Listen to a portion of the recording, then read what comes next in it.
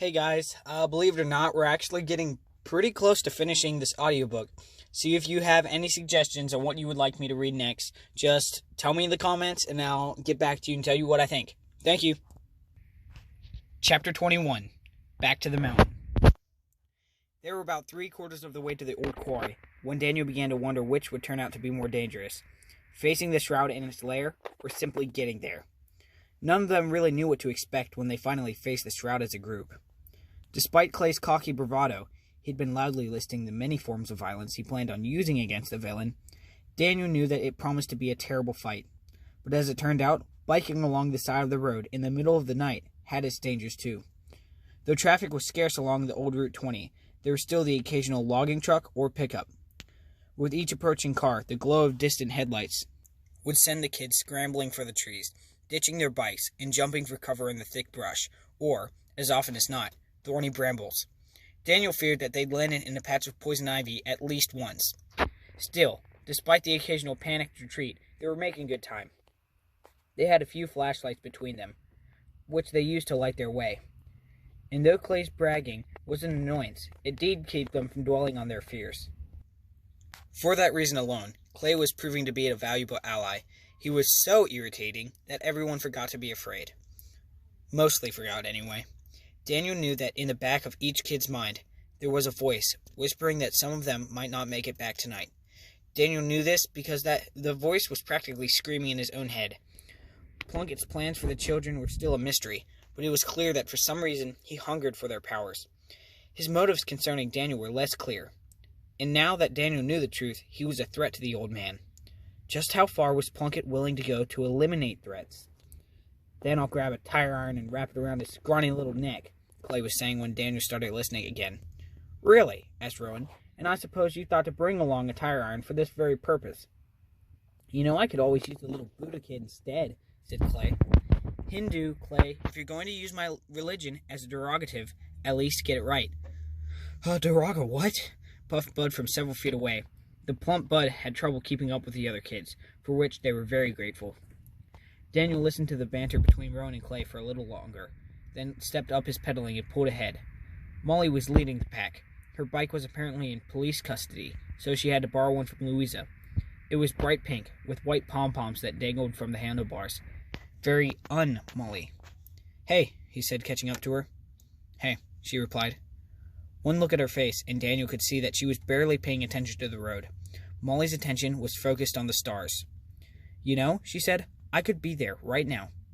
I could be there in the time it takes for Clay to mispronounce another of his stupid insults." "Of course you could. But then we'd have to rescue 2 kids instead of 1. We've been over this. If we even have a shot at beating the shroud, we have to work as a team." Molly gritted her teeth, but she didn't object. Daniel knew that she was fully aware of the shroud's power, and of her own limitations. "He'll be okay," Daniel offered. "Eric will be okay." But even as he said it, he heard the doubt in his own voice. Molly nodded, but Daniel could see the tension in her face, in the set of her jaw. By this point, they were well ahead of the other kids. But no matter how fast they pedaled, it wouldn't be fast enough. After a moment, she said, "Daniel, we still don't know. I mean, what is Plunkett? Is he a man? A monster? I think he's a little of both.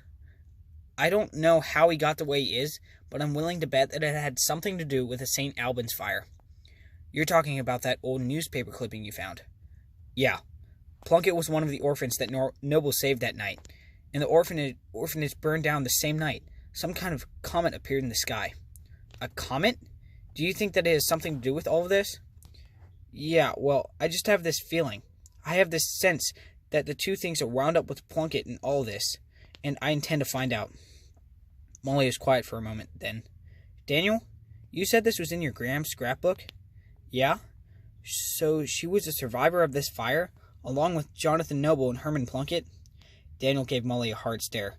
He knew what she was about to suggest, but he didn't want to think about it. Not now. It was just too terrible.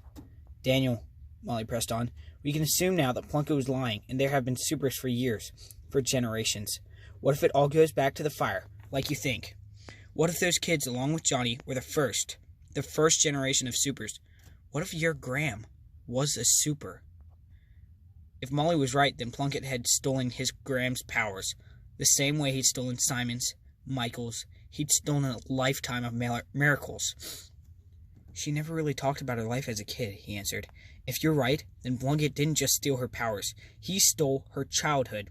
He deserves to die. Daniel was silent for a moment. This is all my fault. Molly gave him a sideways look. How so? Plunkett was afraid of Eric. Plunkett couldn't be sure of beating him in a fair fight, so he used me to get to him. And I bought every lie, believed every story. It's because of me that Eric walked right into that trap, far away from home, from help. And you know what the worst part is? I think a part of me was anxious to believe Plunkett's lies. Looking back at everything Plunkett told me, there were all kinds of holes in his story, but I didn't even question them. I am jealous of Eric, and of all the things he can do, jealous of the way that all of you feel about him. It felt good to be the center of attention for once, to lead, so I cut my friend off from his team, turned you all against him, and then sent him out there to face the Shroud alone. It's all my fault, Molly. Molly said nothing. For what seemed like an eternity, she just pedaled along, lost in her thoughts. She wouldn't even look at Daniel. He knew that she must be even more disgusted with him than he was. You know, she said, braking her bike to a complete stop, you make me want to scream. Huh? Look at me, Daniel Corrigan, because I'm only going to say this once. This is not your fault.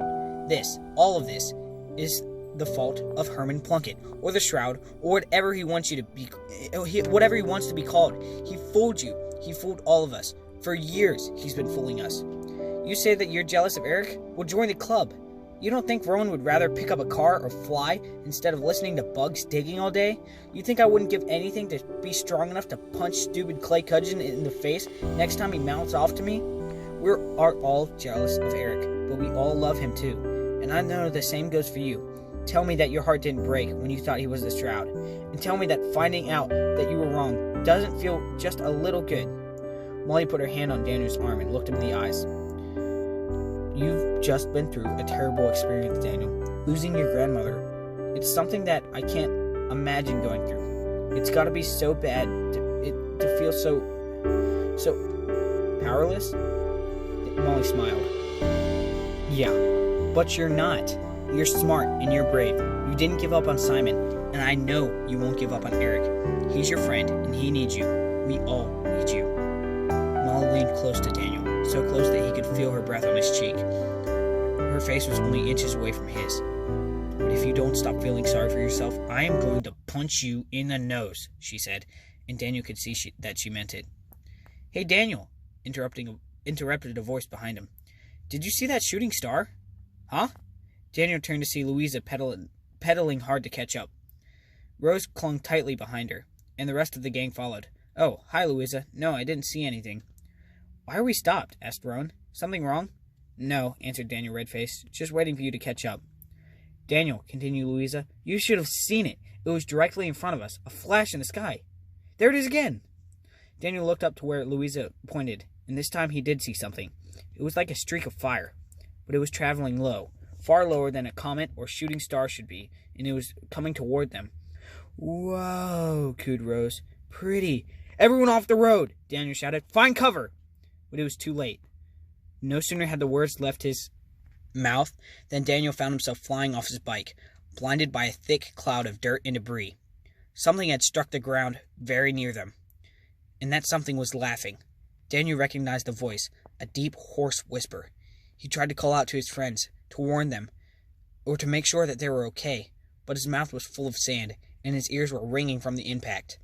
Tiny flashes of light dotted his vision, and a sharp, biting pain was rising in his bad arm, which was twisted awkwardly beneath him. Wiping the dust from his eyes, he looked up just in time to see a shadowy figure pounce on top of him. Strong fingers like the grip of an iron vice dug into his shoulders, and his head began to spin as he was lifted into the air. Daniel screamed, but his voice was drowned out by the sound of coarse laughter.